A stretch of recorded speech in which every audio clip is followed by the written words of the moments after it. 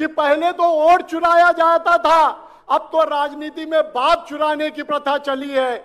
और आप जानते हैं कि उद्धव ठाकरे का मतलब शिवसेना, शिवसेना का मतलब उद्धव ठाकरे, लेकिन चुनाव आयोग की मदद से वो कहते हैं कि वो हमारे बाप हैं, लेकिन बाप को भी चुराने का काम हुआ है। हमारे यहां राष्ट्रवादी तोड़ने का काम हुआ। दुनिया जानती है 1999 में माननीय शरद पवार जी ने यही शिवाजी पार्क में उसकी बुनियाद रखी। 10 जून 1999 को राष्ट्रवादी कांग्रेस की स्थापना हुई। लेकिन जब उनके ही लोगों पर 70,000 करोड़ का घोटाला अजीत पवार पे लगा, तो मोदी जी की मशीन में उनको सच करके और उनको ही असली राष्ट्रवादी बताने का काम किया। ये कितना बड़ा दुर्भाग्य है। साथियों, मैं कहना चाहूंगा, अकलियतों ने तो इस बार तय किया है, मुझे उस पर अधिक आवश्यकता नहीं है बात करने की। हम पूरा देश घूम रहे हैं, पूरा महाराष्ट्र घूम रहे हैं पार्टी की ओर से। आज 90% से ज्यादा अकलियतों का वोट वो जो है मोदी के खिलाफ पड़ने वाला है, उसको कोई रोक नहीं सकता है। इसलिए साथियों, जिस महाराष्ट्र को उद्धव जी ने वैभव दिया, आन दिया, शान दिया, बांध दिया, जिस बाला साहब ठाकरे ने मराठी के लोगों को, मराठी बच्चों को एक जो है वो सम्मान देने का काम किया, आज उनका ही फोटो लगाकर गद्दार जो है वो वोट मांगने का काम कर रहे हैं। साथियों, आपने देखा पिछले दिनों माननीय मनमोहन सिंह जी के बयान को किस प्रकार से प्रधानमंत्री ने तोड़ मरोड़ कर पेश किया।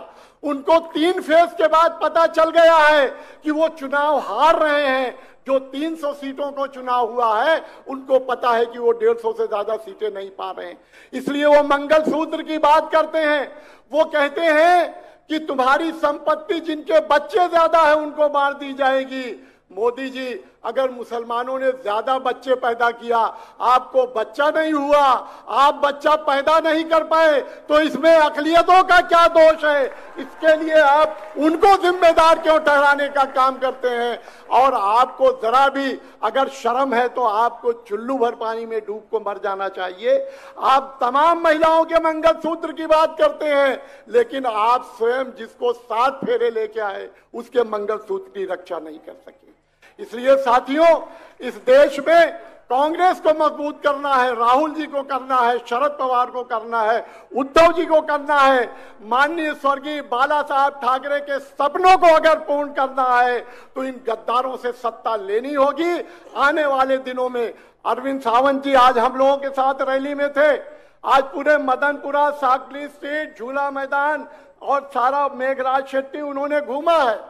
वो खुद बताएंगे कि शायद इतना बड़ा हुजूम उनके आगे पीछे कि लाखों की तादाद में उनको लोगों ने उनका स्वागत किया है।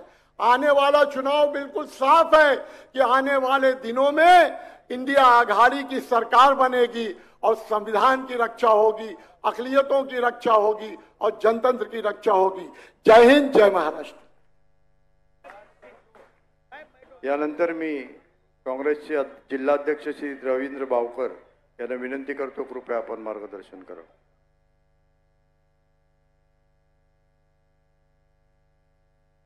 जय काँग्रेस। आज आपले उमेदवार अरविंद सावंत साहेब, तसेच राज्याचे माजी मुख्यमंत्री पृथ्वीराज चव्हाण साहेब, स्थानिक आमदार अमीन पटेल साहेब आणि मंचावर बसलेले सर्व माझे नेतेगण आणि आमच्या पक्षाचे ब्लॉक अध्यक्ष, कार्यकर्ते, तसेच शिवसेनेचे शाखा प्रमुख आणि सगळे पदाधिकारी, राष्ट्रवादीचे पदाधिकारी, तसेच आपचे पदाधिकारी, या सगळ्यांनी दाखवून दिलेला आहे दक्षिण मुंबईमधली पहिली मीटिंग कशी आहे, महाविकास आघाडीचा काय जोर आहे, हा आता तुम्ही सगळेच बघतात आहे। बीजेपीने एक नारा दिला आहे 400 पार। 400 पार त्यांनी यासाठी नारा दिला आहे की काँग्रेसचा रेकॉर्ड ते तोडायला बघतात आहे।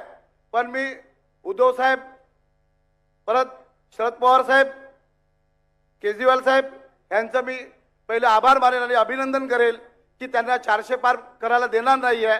कारण राजीव गांधी साहेबांनी 404 खासदार निवडून आणले होते त्यावेळी 84 ला। तो रेकॉर्ड तोडायला बघतात आहे आणि संविधान आपलं नस्तदूज करायला बघतात आहे। त्या मोदी साहेबांना महाराष्ट्र दाखवून देईल काय आहे काय नाही ते। आणि यापुढे ही महायुती, आपली महाविकास आघाडी आणि महायुती विधानसभेमध्ये, महापालिकेमध्ये पण त्यांना जसं महाराष्ट्रामधून सगळे उद्योग ते गुजरातला घेऊन गेले, तसेच बीजेपी फक्त गुजरातपुरती तिथे जाईल आणि गुजरातला पूर्ण बीजेपी घेऊन जावा. आम्हाला महाविकासाला पूर्ण भारत देश, आणि आता ही इलेक्शन ही तुमची आमची राहिली नाही आहे, ही जनतेची इलेक्शन झालेली आहे आणि जनता त्यांना दाखवून देईल 20 तारखेला अख्ख्या भारतामध्ये दक्षिण मुंबईचा उमेदवार हा सगळ्यात हायेस्ट मतांनी निवडून येईल. जय हिंद, जय महाराष्ट्र, जय काँग्रेस. धन्यवाद. यानंतर मी आदरणीय गहलोत साहेबांना विनंती करतो, कृपया आपण सभेला संबोधित करावं. वैभवजी गहलोत हे नुकतेच राजस्थानमधून निवडणूक लढविलेले आहेत आणि ऑल इंडिया क्रिकेट कमिटीचे सदस्य देखील आहेत आणि राजस्थान क्रिकेट बोर्डचे अध्यक्ष आहेत. दक्षिण मुंबई इस लोकसभा क्षेत्र से हमारे कैंडिडेट शिवसेना के आदरणीय अरविंद सावंत जी, महाराष्ट्र के लोकप्रिय पूर्व में मुख्यमंत्री रहे आदरणीय पृथ्वीराज जी चौहान साहब, हमारे यहाँ से कांग्रेस के एमएलए आदरणीय अमीन पटेल जी, भाई हीरा भाई देवासी जी, शिवसेना के आदरणीय श्री संतोष शिंदे जी, आदरणीय श्री रुपेश खांडके जी, आदरणीय रवि भवकर जी, हमारे सांचौर के चेयरमैन साहब आदरणीय नरेश सेठ जी, आदरणीय राजकुमार जी बाफना साहब, शिवसेना के तमाम मंचासीन तीनों पार्टियों के नेतागण, शिवसेना उद्धव ठाकरे ग्रुप, राष्ट्रवादी पक्ष आदरणीय शरद पवार साहब का ग्रुप, आदरणीय तमाम मंचासीन तमाम तीनों पार्टियों के नेतागण, उपस्थित सम्मानित मंच, आज की इस चुनावी मीटिंग में उपस्थित मेरे बड़े बुजुर्गों, भाइयों, युवा साथियों, माताएं, बहनें और विशेष तौर पे आए हुए मेरे तमाम राजस्थानी प्रवासी बंधु, मैं सबसे पहले तो आप सबको धन्यवाद देता हूं कि आप सब लोगों ने अपना कीमती समय निकाला और आज इस चुनावी मीटिंग में हम तमाम नेताओं को सुनने आप सब यहाँ पधारे हैं. मैं विशेष तौर पे मेरे राजस्थानी प्रवासी भाइयों से अपील करने के लिए आज इस मंच पे मौजूद होने आया हूँ. राजस्थानी प्रवासियों ने हमेशा, चाहे महाराष्ट्र हो, चाहे देश का कोई भी दूसरा राज्य हो, राजस्थान के प्रवासियों ने हमेशा इतने किलोमीटर दूर जाके भी हमारे राजस्थान का नाम रोशन किया है. आप लोगों ने चाहे नौकरी की हो, चाहे व्यापार किया हो, चाहे दूसरा काम धंधा किया है, आप लोगों ने हमेशा राजस्थान का मान सम्मान हमेशा ऊंचा रखा.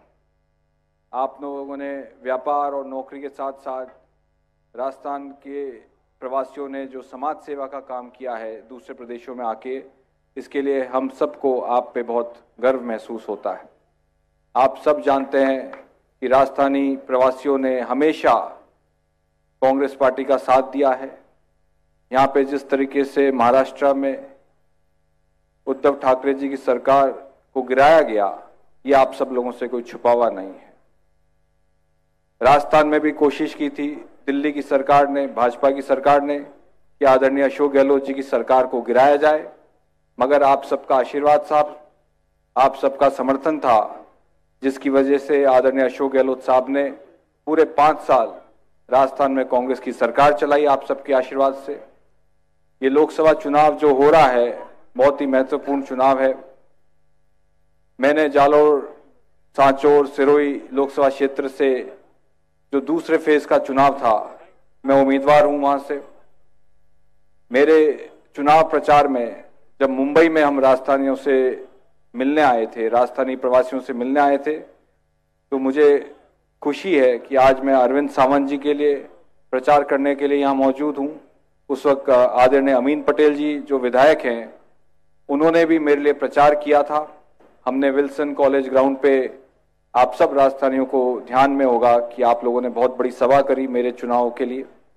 और अब जब ये चौथा 5वां फेज होने जा रहा है, जिसमें साउथ मुंबई की सीट भी है, मुझे खुशी है कि मैं अरविंद सावंत जी के लिए, आदरणीय तमाम जो दूसरे कैंडिडेट्स हैं इस पूरे मुंबई में, उनके लिए आप सब राजस्थानों से अपील करता हूं कि आप लोग अपना कीमती वोट, जहां जहां इंडिया अलायंस के उम्मीदवार हैं उनको आप लोग अपना समर्थन दें, अपना आशीर्वाद दें. क्योंकि बहुत जरूरी है कि देश में जिस तरीके के हालात चल रहे हैं, अभी पूर्व वक्ता जिस तरीके से कह रहे थे, इमरजेंसी डिक्लेयर नहीं हुई, डिक्टेटरशिप डिक्लेयर नहीं हुई, मगर वो सारे काम हो रहे हैं जो इमरजेंसी और डिक्टेटरशिप में होते हैं। तो आप सब लोगों से अपील है मेरी कि जिस तरीके से हालात है और पूरे राजस्थान में जिस तरीके से चुनाव हुए हैं, मैं कहना चाहता हूं कि राजस्थान में भी हम लोग अच्छी संख्या में इस बार सीटें जीतने जा रहे हैं आप सबके आशीर्वाद से।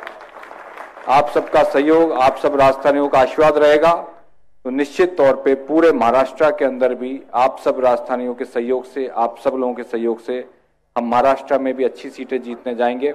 मैं पुनः अरविंद सावंत जी जो हमारे इंडिया अलायंस पार्टनर के कैंडिडेट हैं यहाँ पे, मैं उनको बहुत बहुत शुभकामना देता हूं और आप सब लोगों से अपील करता हूं कि आप सब लोग अपना कीमती वोट दें। आने वाले 20 तारीख को यहाँ पर जब वोट डालेंगे, आप सबके आशीर्वाद और आप सबके सहयोग से निश्चित तौर पे अरविंद सावंत जी भारी बहुमत से जीतेंगे। बहुत बहुत धन्यवाद। जय।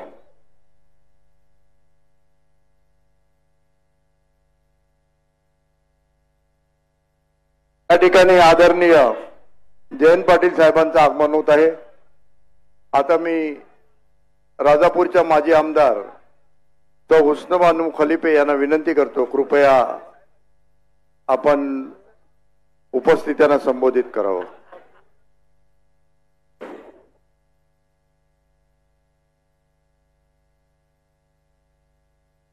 आजच्या या सभेसाठी उपस्थित असलेले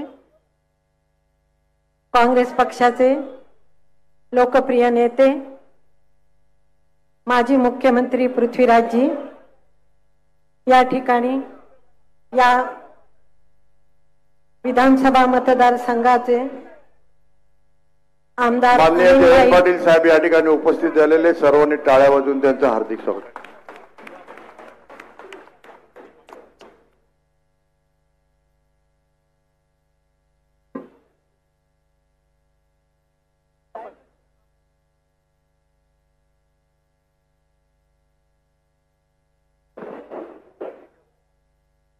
आणि आता तिसऱ्यांदा लोकसभेला आपण निवडून देणार आहोत ते आपले अरविंदजी आणि व्यासपीठावर उपस्थित असलेले काँग्रेस, राष्ट्रवादी काँग्रेस, शिवसेना, समाजवादी आणि आप पक्षाचे सर्व नेते आणि खास करून मोठ्या संख्येने उपस्थित असलेले आपण सगळे बंधू भगिनी, तुम्हाला माझा मानाचा मुजरा। मी तुम्हाला याच्यासाठी मुजरा करते की मला माहित आहे की तुमच्या एकेकाच्या मागे 1000, 2000, 5000 मतं आणण्याची हिंमत आहे आणि तेवढी मतं तुम्ही आणणार आहात आणि अरविंद भाईंना परत तिसऱ्यांदा हॅट्रिक करायला लावणार आहे। अरविंद भाई, तुम्ही काही घाबरू नका। तुमच्या समोर उभा उमेदवार कोण आहे, तो किती मिंदा आहे आणि काय आहे ते सर्वांना माहित आहे, त्यामुळे तिची शामतच नाही तुमच्या समोर उभी राहायची। आणि आजची ही निवडणूक ही जनतेने हातात घेतली, या माझ्या भगिनींनी हातात घेतलेली आहे, या माझ्या युवकांनी हातात घेतलेली आहे, कष्टकऱ्यांनी घेतली, शेतकऱ्यांनी घेतली, यांनी स्वतः हातात घेतलेली आहे आणि त्याच्यामुळे ही निवडणूक तुम्हाला अतिशय नेहमीपेक्षा सोपी जाणार आहे। मी आत्ताच कोकणातून आले, कोकणात पण आम्ही आता निवडणूक 7 मेला केली। मला सांगायला अतिशय आनंद होतोय की या वेळेला आम्हाला गाड्या रिक्षा करून लोकांना मतदान केंद्रावर आणायची गरजच भासली नाही। स्वतःहूनच लोक येत होते, कारण एकच ठास नव्हती त्यांची की कुठच्याही परिस्थितीत या सरकारला हद्दपार करायचं, ठेवायचं नाहीये। आणि आता याच्यासाठी तुमचं मत हे फार महत्वाचे आहे।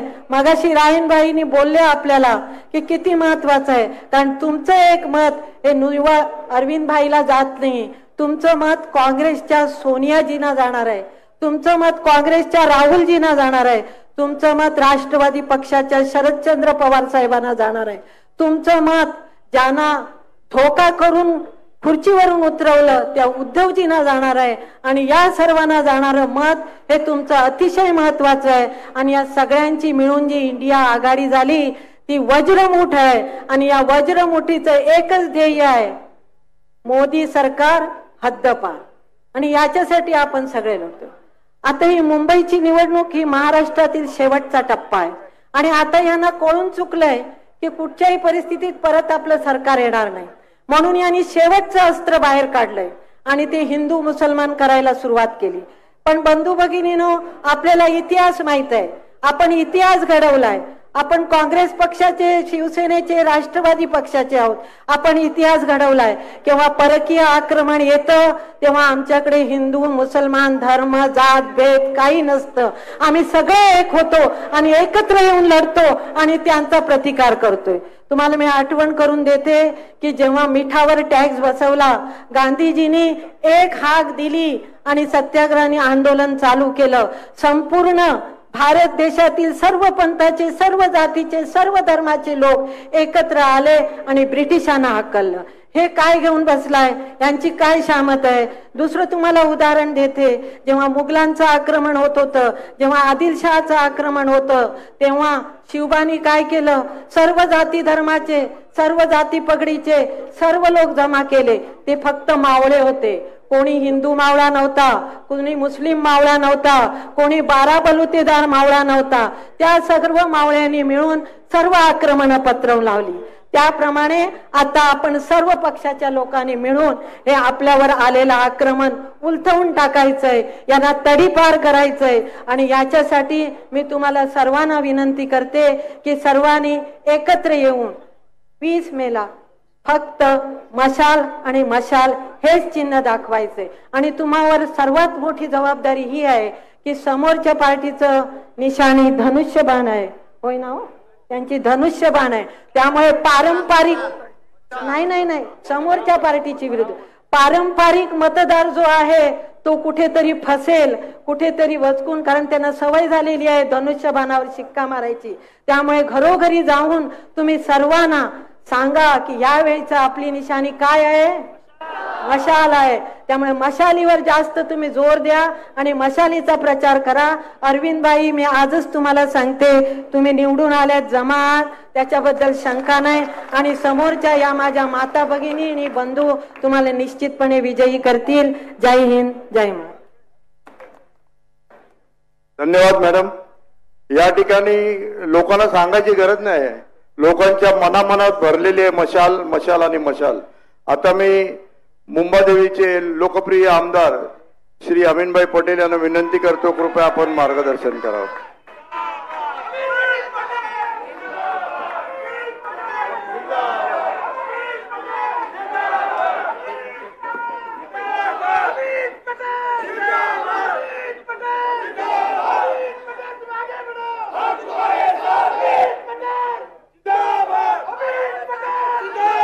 दक्षिण मुंबई के लोकप्रिय उम्मीदवार हमारे और आपके सबके हरदिल अजीज भाई अरविंद सावंत जी आज इस विशाल जनसभा को संबोधित करने के लिए महाराष्ट्र के माजी मुख्यमंत्री आदरणीय पृथ्वीराज चौहान साहब, राष्ट्रवादी शरद पवार जी के पार्टी के कद्दावर नेता, हमारे leader ex finance minister Jayant Patil साहब, खास राजस्थान से अपना कर्ज उतारने के लिए इलेक्शन लड़के वापस आकर प्रचार करने के लिए मैदान में उतरने वाले वैभव गेहलोत साहब, राजकुमार बाफना जी, हीराबाई देवासी जी, अरुण दूधगरकर जी, राष्ट्रवादी कांग्रेस के ऑल इंडिया के प्रवक्ता भाई नसीम सिद्दीकी जी, हमारी बहन उस्मा बानू खलीफे जी, निजामुद्दीन राइन साहब, नरेश शेख साहब, पृथ्वी जैन साहब, हमारे इस जिला के अध्यक्ष रवि बाकोर साहब, हमारे शिवसेना के सालवी जी, संतोष जी, जावेद जुनेजा जी नगर सेवक, मंच पर उपस्थित माजी नगर सेविका योगेंद्र सालेकर जी, मेरे सामने बैठे मेरे बुजुर्गों, दोस्तों, भाइयों और बहनों, फानूस बनकर जिसकी हिफाजत खुद हवा करे, फानूस बनकर जिसकी हिफाजत खुद हवा करे, वो शम्मा क्या बुझे जिसे रोशन खुदा करे। ये मशाल जो आज यहां पर रोशन है, जो मशाल आज दक्षिण मुंबई में जगमगा रही है, वो मुंबई से महाराष्ट्र, महाराष्ट्र से दिल्ली जाने के लिए तैयार है। मुझको पूरा यकीन, पूरा भरोसा है आप लोगों पर कि आपकी ताकत, वोट में परिवर्तन होगी और अरविंद सावंत जी जीतकर पार्लियामेंट में जाएंगे। यह मुंबा देवी का इतिहास है कि उनका आशीर्वाद जिसको मिलता है वो दिल्ली जाता है और उस पार्टी की सरकार बनती है। 1999 में जयवंतीबेन मेहता यहां से जीतकर पार्लियामेंट में गई थी, बीजेपी की सरकार बनी थी। 2004 में मिलिंद देवड़ा जीतकर गए थे, कांग्रेस की सरकार बनी थी। फिर 2009 में मिलिंद देवड़ा जीतकर गए थे, मंत्री बने थे और कांग्रेस की सरकार बनी थी। उसके बाद में बैटिंग करने आए अरविंद सावंत जी। उसके बाद में उन्होंने 2014 में यहां से बाजी मारी और बीजेपी की एनडीए की सरकार बनी। उसके बाद में 2019 में फिर अरविंद सावंत जीत कर गए, मंत्री बने, दिल्ली में एनडीए की सरकार बनी। अब की बार 2024 में फिर से अरविंद सावंत जीत के जाएंगे, मंत्री बनेंगे और दिल्ली में इंडिया की अलायंस की सरकार बनेगी। यहां का यह इतिहास है कि जो भी कैंडिडेट जीतता है वो अपनी आवाम के लिए काम करता है, अपने मतदाताओं के लिए काम करता है। आज अरविंद भाई स्टेज पर बैठे हैं, मैं कांग्रेस का आमदार उनके सपोर्ट में उनके लिए वोट मांगता हूं, मगर इससे पहले मेरी अरविंद भाई से, पृथ्वीराज चौहान साहब, पिछले 11 साल से मुलाकात है। जब अरविंद भाई खासदारकी का चुनाव नहीं लड़े थे, अक्सर मंडलों में मुलाकात में ये मिलते थे। जब ये जीत के आने के बाद में कभी भी अरविंद सावंत जी ने मुझको अगर फोन किया, ये अलग पार्टी से थे, मैं अलग पार्टी से था, मगर मतदानों का ध्यान रखते हुए, यहां के अवाम का ध्यान रखते हुए अरविंद सावंत ने अगर जब भी मुझको फोन किया, बोला अमीन भाई ये बिल्डिंग के अंदर फंड देना है, मैंने उसी वक्त उनको बोला कि यहां भेजिए, अभी काम करके देता हूं। उसी तरह से मैं कांग्रेस का आमदार होने के बाद जब भी मैंने इनसे कहा कि अरविंद भाई आपकी खासदार निधि की नागपाड़ा में जरूरत है, उमरखाड़ी में जरूरत है, कुंभरवाड़े में जरूरत है, इन्होंने कभी इनकार नहीं किया। आज मन पे योगेंद्र सालेकर बैठी हुई है, नगर सेवक थी, शिवसेना से थी, मैं कांग्रेस का आमदार था, मगर बहन योगेंद्र सालेकर ने जब भी काम बोला वो अमीन पटेल ने किया, क्योंकि वो योगेंद्र सालेकर का काम नहीं था, वो शिवसेना का काम नहीं था, यहाँ के मतदाताओं का काम था। हमने एक साथ कंधे से कंधा मिलाकर इन लोगों की खिदमत की है।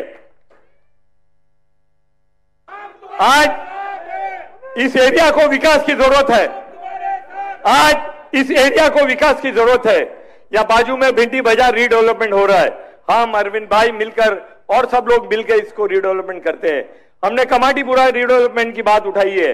मैं आज आपके सामने पहली बार अरविंद भाई को सामने रख के, पृथ्वीराज चौहान जी, जयंत पाटिल जी को सामने रख के बात करता हूं कि आने वाले दिनों में कुंभारवाड़ा में रीडेवलपमेंट होगा, आलीशान घर बनेंगे, आपके लिए यह काम होगा।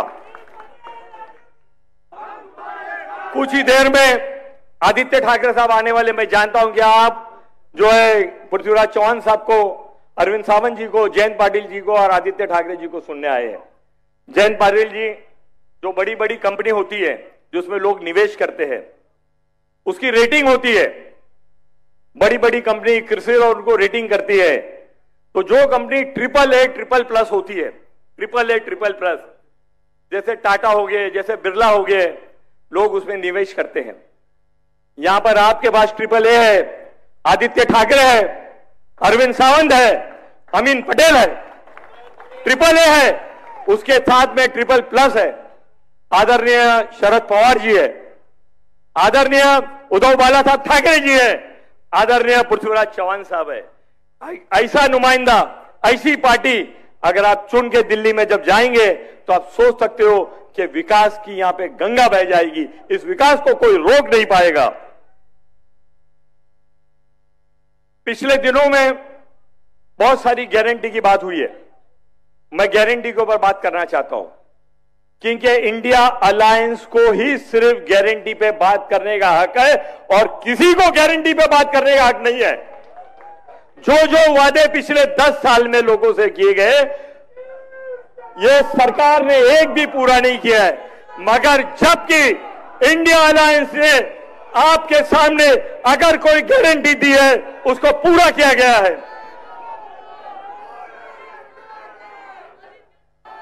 सम्माननीय आदित्य ठाकरे जी यहां पे आ चुके हैं। बड़ी जोर खरोश से तालियों के साथ उनका स्वागत किया जाए, नारों के साथ उनका स्वागत किया जाए।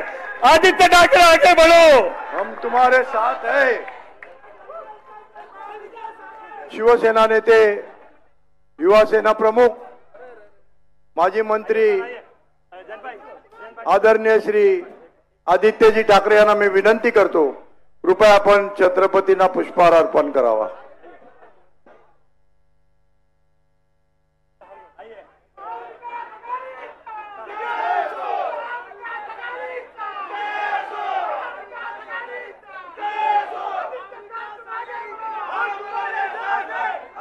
आदरणीय शिवसेना नेते, युवा सेना प्रमुख आदित्य साहेब यांना मी विनंती करतो, कृपया आपण छत्रपतींना पुष्पहार अर्पण करावा।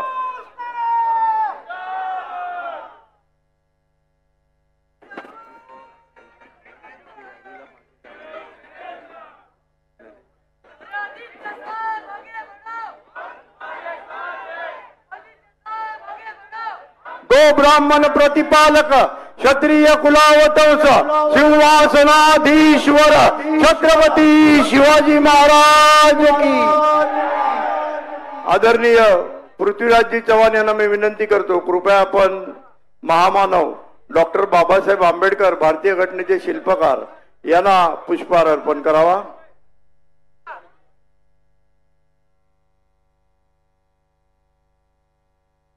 डॉक्टर बाबासाहेब आंबेडकर यांचा विजय असो। मी आदरणीय जयंत पाटील साहेबांना विनंती करतो, कृपया आपण शिवसेना प्रमुख श्रीमान बाळासाहेब ठाकरे यांच्या प्रतिमेस पुष्पहार अर्पण करावा। माननीय शिवसेना प्रमुख श्रीमान बाळासाहेब ठाकरे यांचा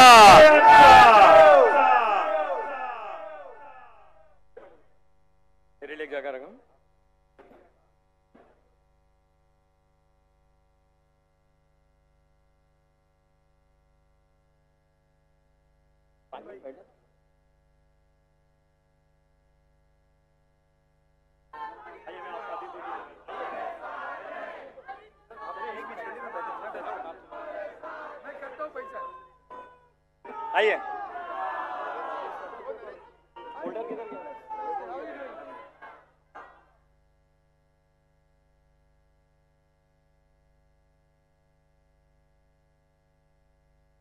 जिसको आप लोग बेसब्री से सुनने के इंतजार में थे, वो घड़ियां कुछ ही देर में खत्म होने वाली। मेरे बाद सिर्फ 4 लोग ही बोलने वाले हैं। आदित्य ठाकरे जी आप यहां आए हैं। आदित्य जी, आपके माध्यम से मैं लोगों को एक शेर कहना चाहता हूं।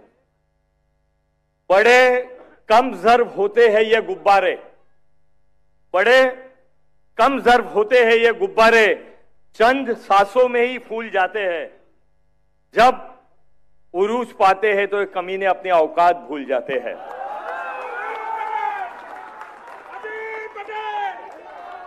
मैं बात कर रहा था गारंटी की। जब भी इंडिया अलायंस के माध्यम से आप लोगों को गारंटी दी गई है, इस देश में उस गारंटी को पूरा किया गया है। इससे पहले जो लोगों ने जो जुमले वादे किए, वो सब जुमले हो गए। खुद खुल के बोले ये तो एक जुमला था।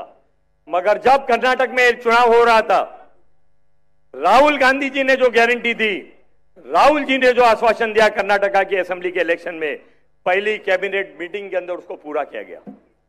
जब तेलंगाना में चुनाव हुए, राहुल जी ने जो आश्वासन दिया, जो वादे किए, जो गारंटी दी, पहली कैबिनेट मीटिंग में पूरी की गई। आज महा विकास आघाड़ी जो है वो इंडिया अलायंस के गठबंधन के अंदर है।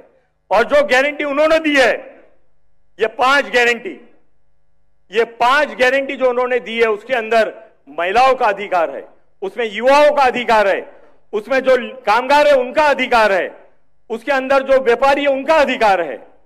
मैं बड़ी जिम्मेदारी के साथ आप लोगों को एक बात कहना चाहता हूं, ये जो हिस्सेदार न्याय है, किसान न्याय है, नारी न्याय है, युवा न्याय है, श्रमिक न्याय है, ये गारंटी का ये पर्चा आप एक एक वोटर अपने पास संभाल के रखिए। जिस दिन इंडिया अलायंस की सरकार आएगी देश में, ये पहली कैबिनेट मीटिंग के अंदर इस गारंटी को मान्यता दी जाएगी।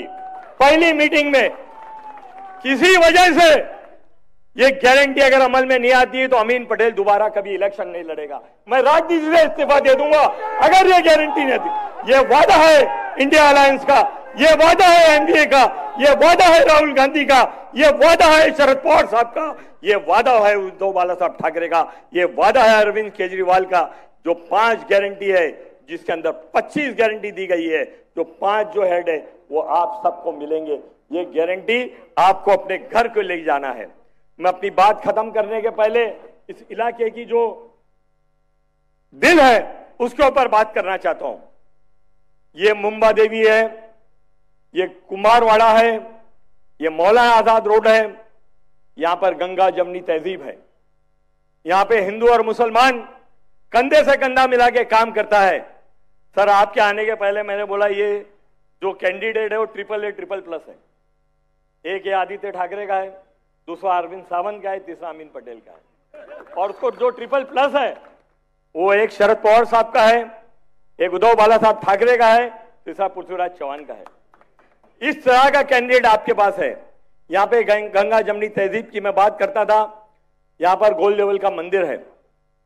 हमारे भाई जो है यहां आते हैं, यहां पे श्रद्धा से अपना सर झुकाते हैं, अपनी पूजा अर्चना करते हैं।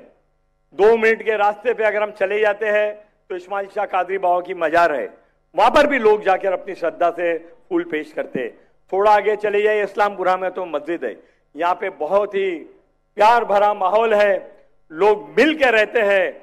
मेरी आपसे बात खत्म करने के पहले एक ही मुअद्दबाना गुजारिश है, एक ही इल्तिजा है, एक ही रिक्वेस्ट है, आप वोट देंगे।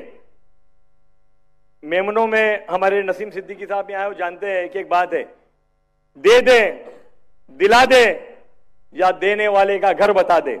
आपको वोट देना है, दिलाना है और लोगों को साथ में लेके पोलिंग बूथ पे जाना है। मैं जानता हूं या आप अपनी काम में पूरी तरह से उतरेंगे। अरविंद भाई जीतेंगे, अरविंद सावंत जीतेंगे, इसके मन में यहां पर मुंबा देवी में और दक्षिण मुंबई में किसके दिल में कोई शंका नहीं है। मगर मेरी हाथ जोड़ के आपसे रिक्वेस्ट है कि मुंबई के अंदर सबसे ज्यादा अगर मार्जिन हो तो अरविंद सावंत की हो। यह बड़ी बात है, ये एनडीए के लिए बड़ी बात है, ये इंडिया अलायंस के लिए बड़ी बात है, क्योंकि एक पल की गलती सदियों को तकलीफ में डाल देती है। मैं एक बात के साथ अपनी बात खत्म करना चाहता हूं कि तारीख की नजर ने देखा है वो मंजर भी, तारीख की नजरों ने देखा है ये मंजर भी कि लम्हे ने खता की और सदियों ने सजा पाई है। 10 साल निकल गए, 10 साल निकल गए, लोग परेशान है, लोगों के पास रोजगार नहीं है, लोगों के पास सुरक्षा नहीं है। आज दौर आया है, आप नया इतिहास लिखने जा रहे हो, आपका एक वोट इतिहास लिखेगा और इस देश के अंदर बाबा साहब अंबेडकर का संविधान का एक एक शब्द अमल में लाया जाएगा। इस देश में सुकून होगा, इस देश में तरक्की होगी, इस देश में महिला सुरक्षित होगी, इस देश में लोगों को रोजगार मिलेगा। मैं अपनी बात खत्म करता हूं। जय हिंद, जय महाराष्ट्र, जय भीम, खुदा हाफिज। यानंतर आपल्या समोर महाविकास आघाडीमधील शिवसेना उद्धव बाळासाहेब ठाकरे पक्षाचे अधिकृत उमेदवार उत्कृष्ट संसदपटू सन्माननीय अरविंद गणपत सावंत हे आपले विचार व्यक्त करणार आहेत।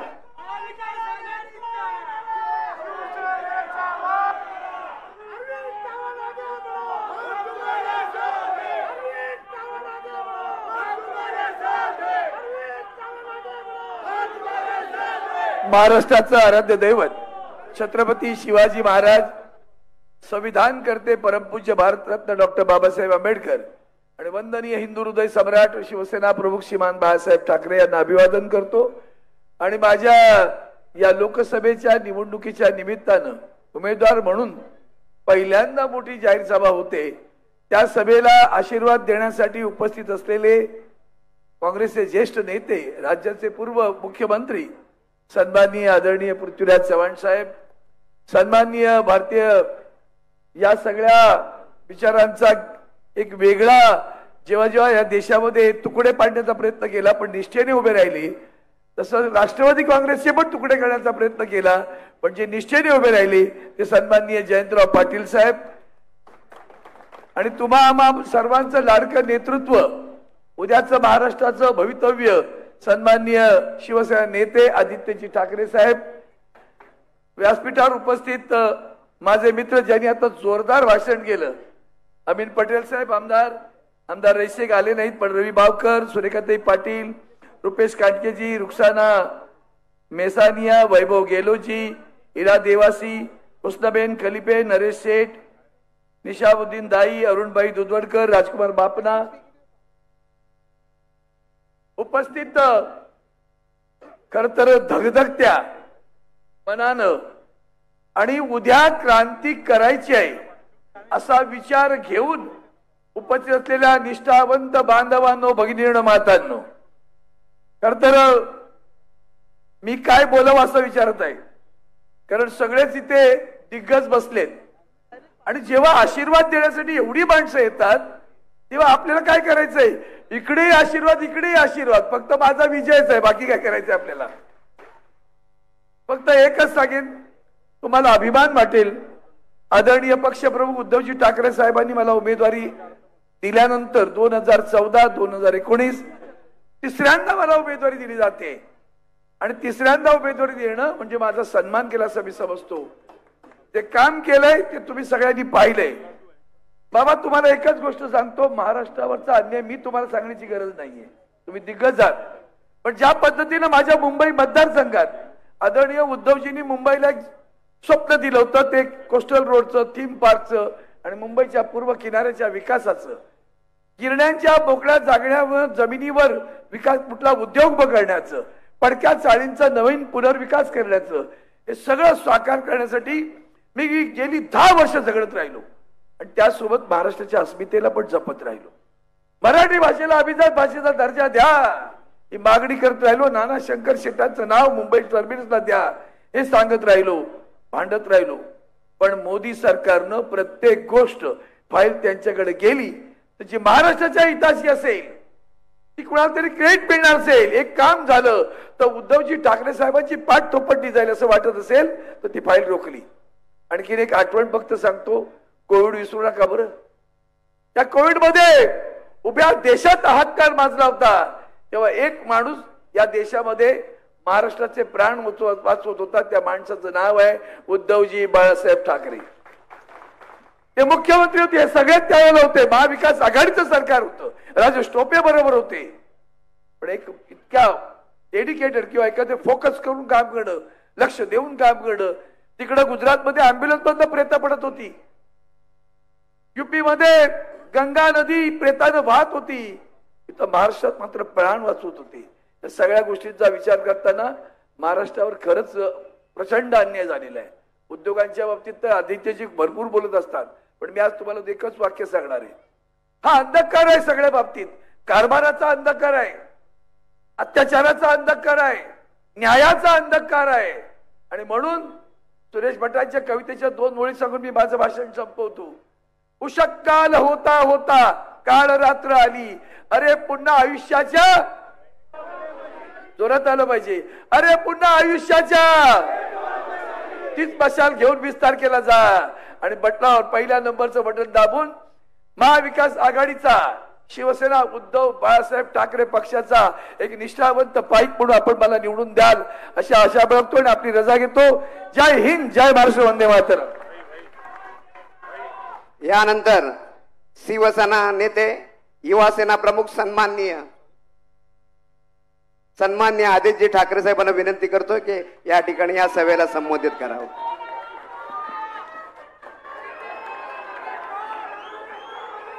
जय महाराष्ट्र.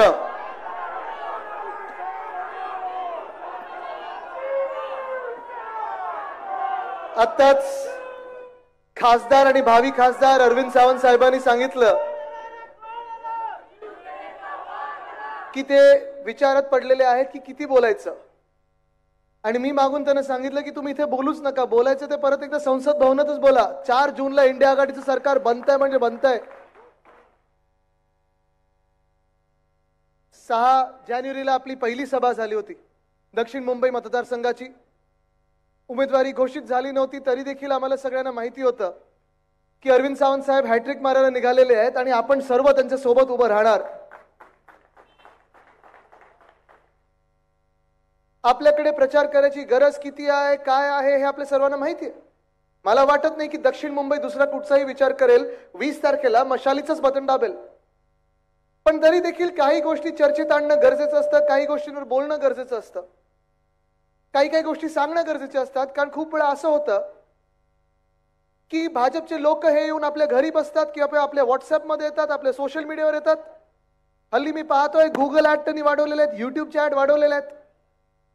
आणि 4 महिन्यापूर्वी जे ते सांगत होते की अब की बार 400 पार, ही परिस्थिती तर राहिली नाहीये. देशातलं चित्र बदलत चाललेलं आहे, परिवर्तनाचे वारे वाहू लागलेले आहेत. कुठच्याही राज्यात जा तुम्ही, आता एकच नारा आहे, अब की बार, अब की बार, अब की बार. तडीपार होत चाललेलं आहे, भाजपा साफ होत चाललेली आहे.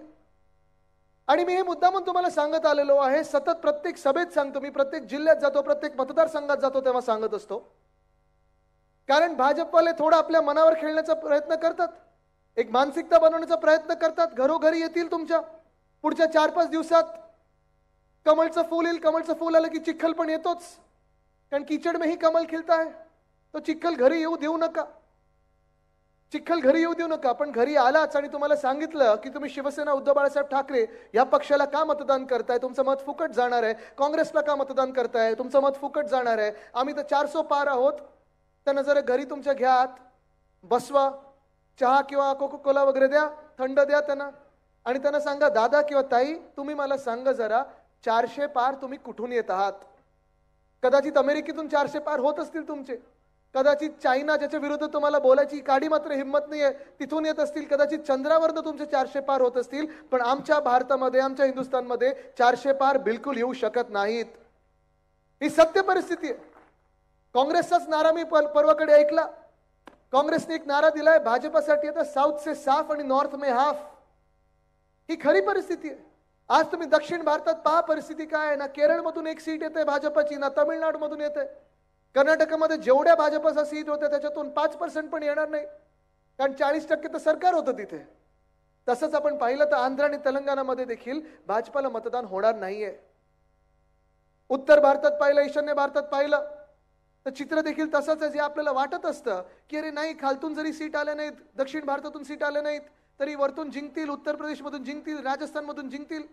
आत्ताच गेहलोत साहेब इथे होते, म्हणजे अशोक गेहलोत साहेब म्हणजे सुपुत्र वैभवजी.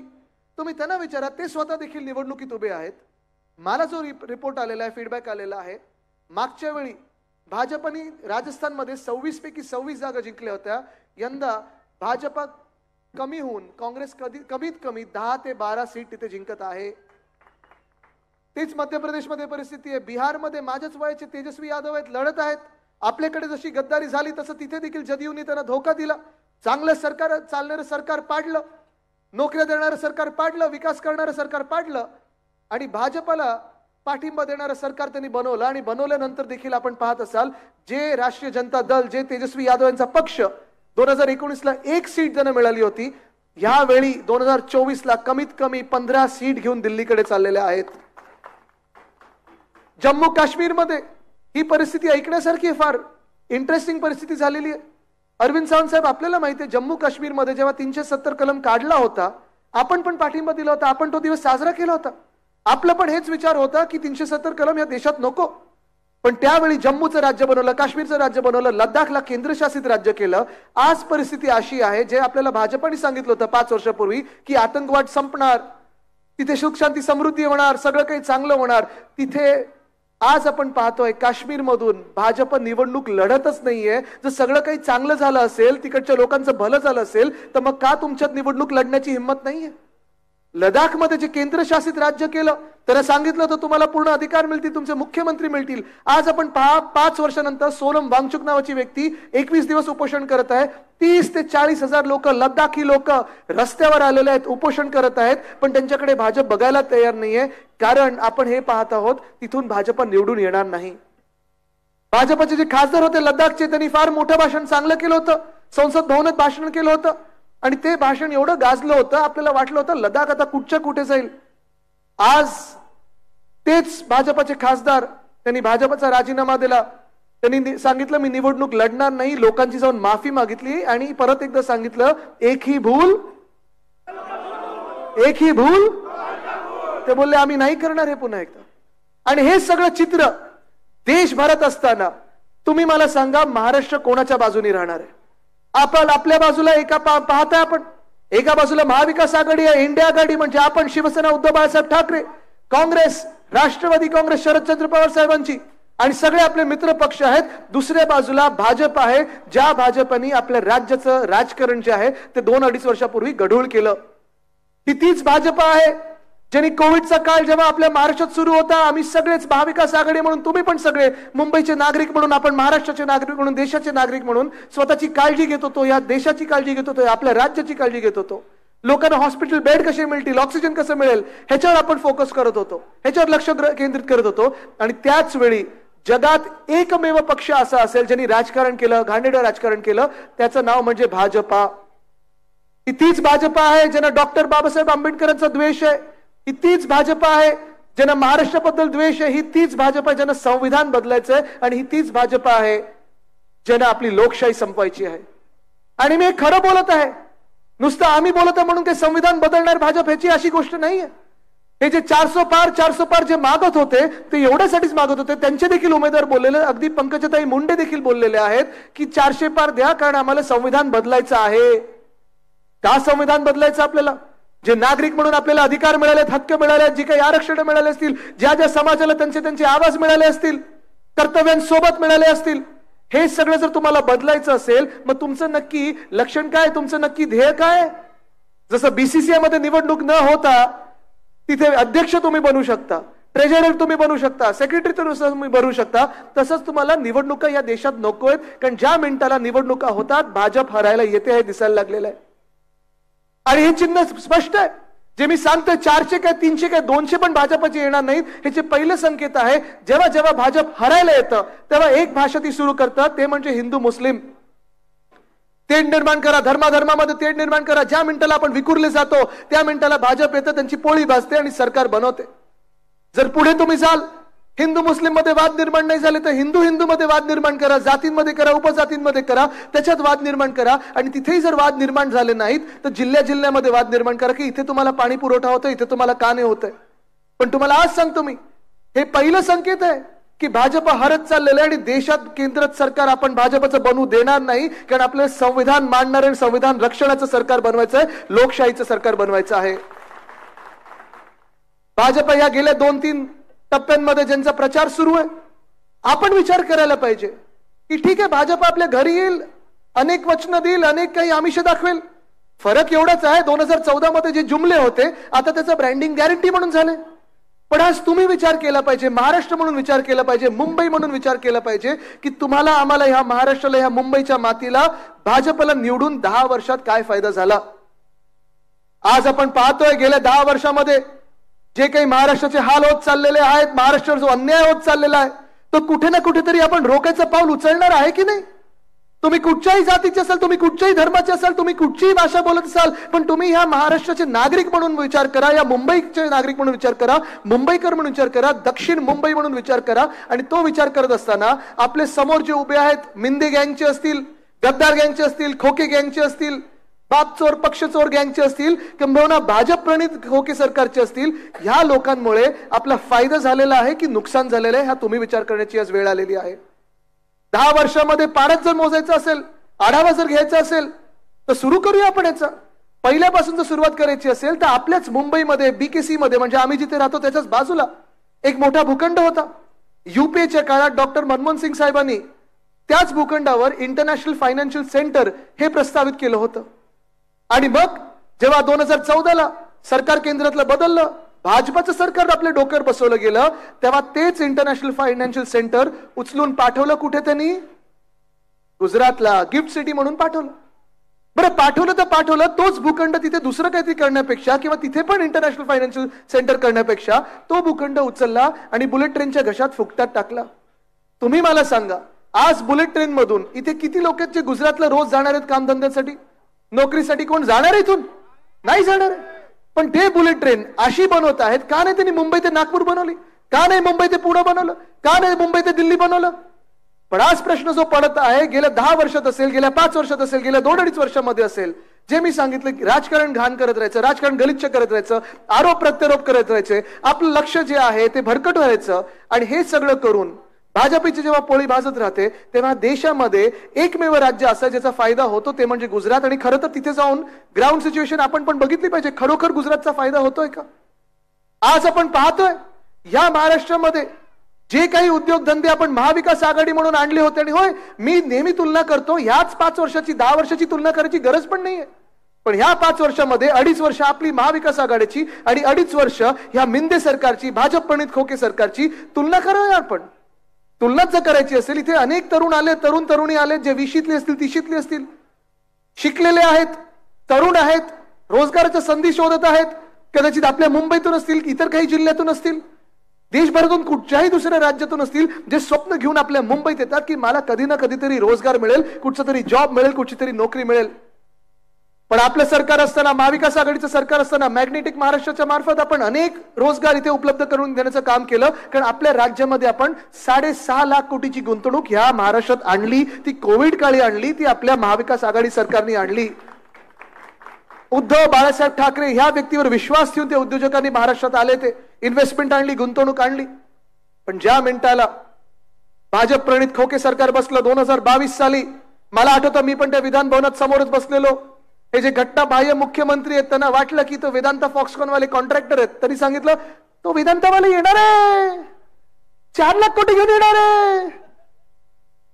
मला काही कळलंच नाही. म्हणजे एक तर वेदांत फॉक्सकॉन आपण प्रयत्न करतो की चला तुम्ही पण आणा, काही हरकत नाही, पूर्ण श्रेय घ्या, तुम्ही घ्यायचं तेवढं श्रेय घ्या, पण आकडे तरी नीट सांगा. वेदांत फॉक्सकॉन काय बनवणार? सेमीकंडक्टरची बनवणार होतं.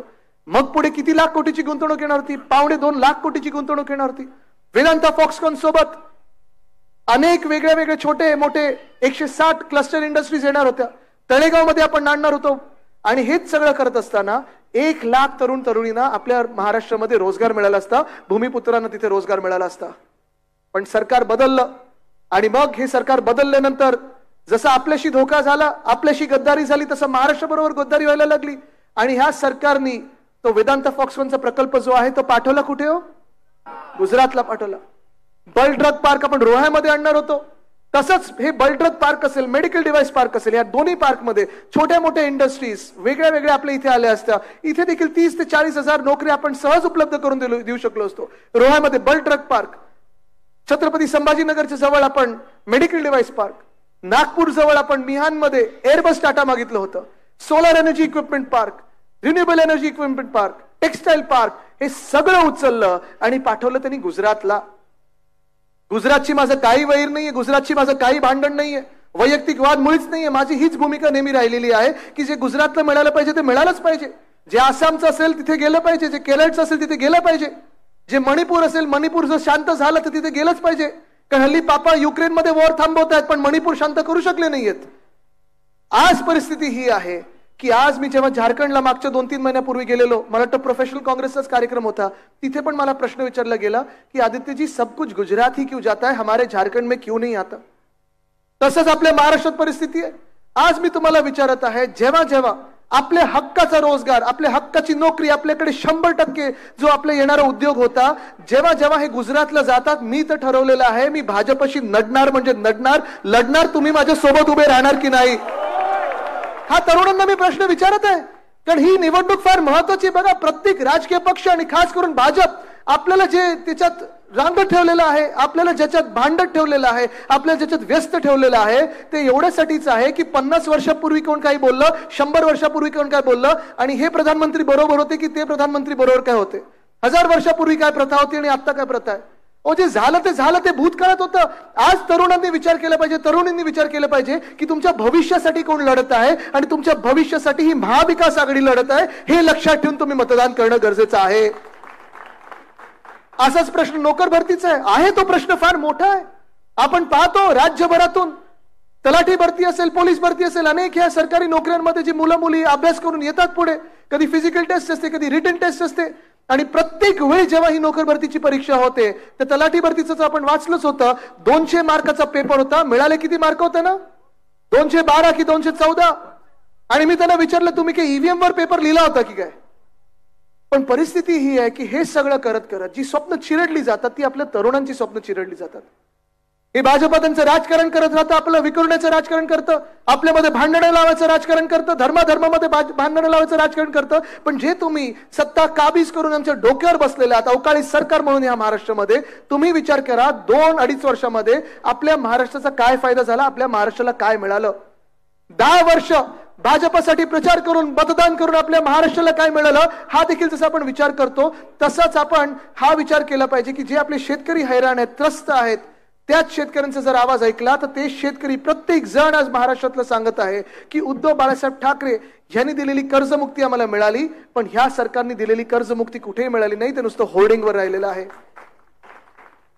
कारण मी हा विषय शेतकऱ्यांचा एवढ्यासाठी काढला कारण तरुणांचा जसा विषय काढला आणि मी तुम्हाला विचारलं तुम्ही माझ्या सोबत राहणार की नाही, तसा दुसरा वर्ग जो निर्मला सीतारामन ताईंना वाटला होता की शोध लावला त्यांनी, कारण 4 जातींचा शोध लावला होता. एक म्हणजे तरुण, शेतकरी, महिला आणि गरीब.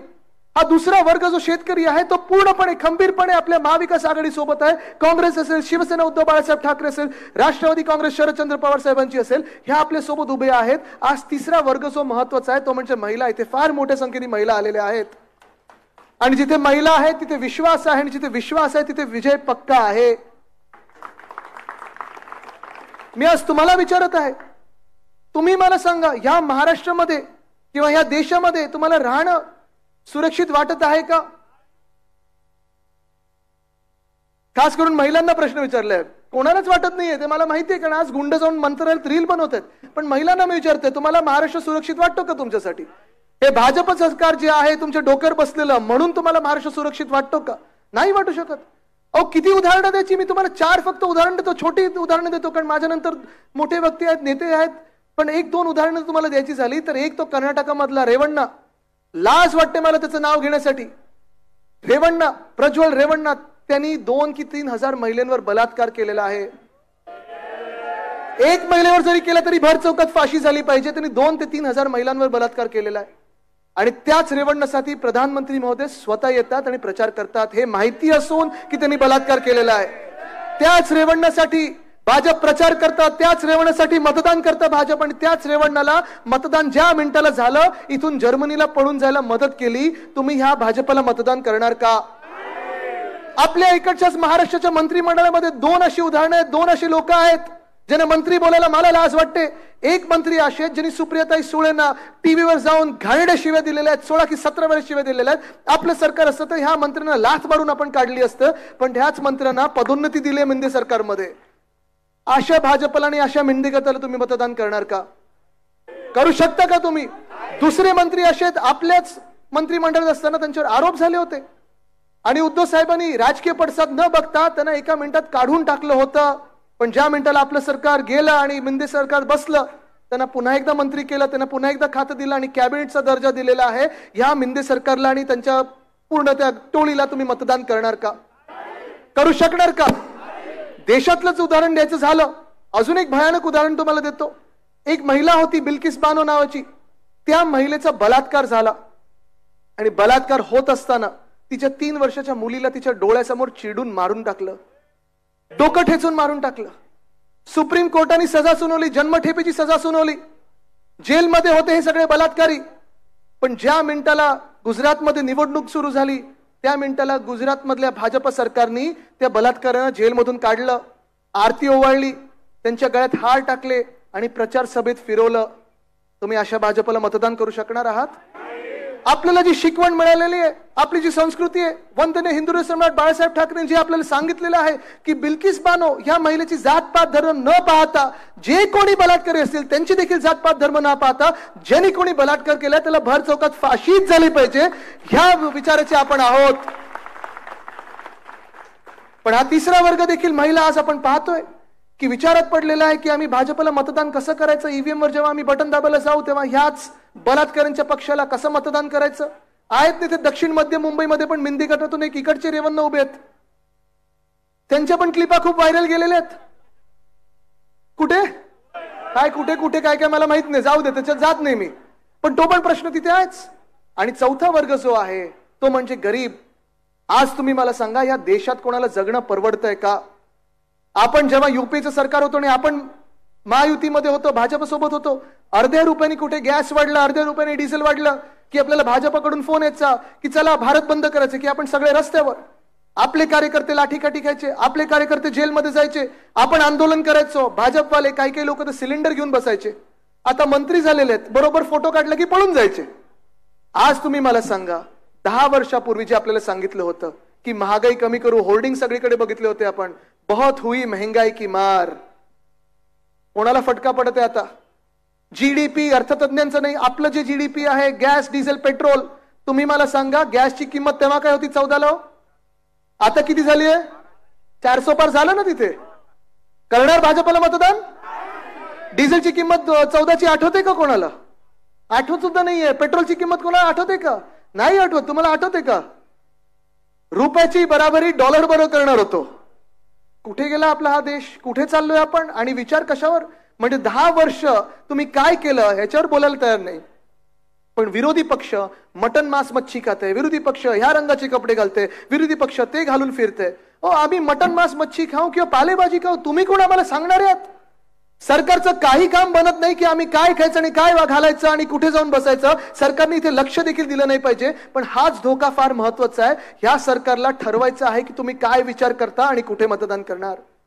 आज मी तुम्हाला विचारत आहे, ह्या मुंबईला संपवण्याचा जो प्रयत्न होत आहे भाजपाकडून, तुम्ही त्यांना मतदान करणार आहात की मशालीला मतदान करणार आहात? मी आज तुम्हाला प्रश्न विचारत आहे की आपल्या देशाचं संविधान जे बदलायला निघालेत भाजपवाले, तुम्ही त्यांना मतदान करणार आहात की मशालीला मतदान करणार आहात?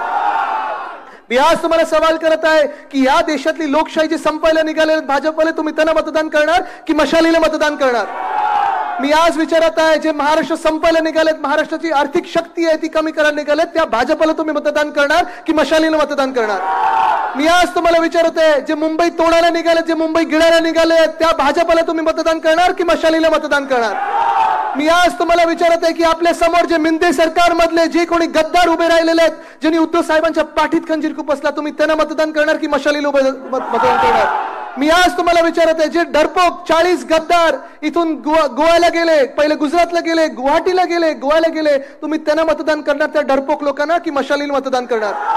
तुम्ही गद्दारांना मतदान करणार की मशालीला करणार? तुम्ही भाजपला करणार की मशालीला करणार? मग 20 मेला आपले उमेदवार कोण? 20 मेला आपले उमेदवार कोण? आपलं चिन्ह कुठचं?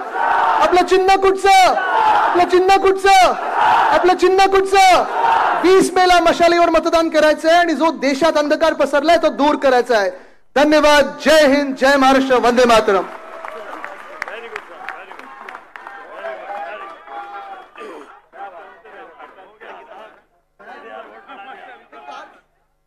मान्य श्री जयंतराव पाटील, राष्ट्रवादी काँग्रेसचे निष्ठावान कार्यकर्ते, शरद पवार साहेबांचे उजवे हात, राज्याचे माजी मुख्यमंत्री आदरणीय पृथ्वीराज बाबा, ज्यांच्या भाषणाने अत्यंत प्रभावित आपण सगळे झालेले आहात, ते राज्याचे युवा नेते आदित्य ठाकरेजी,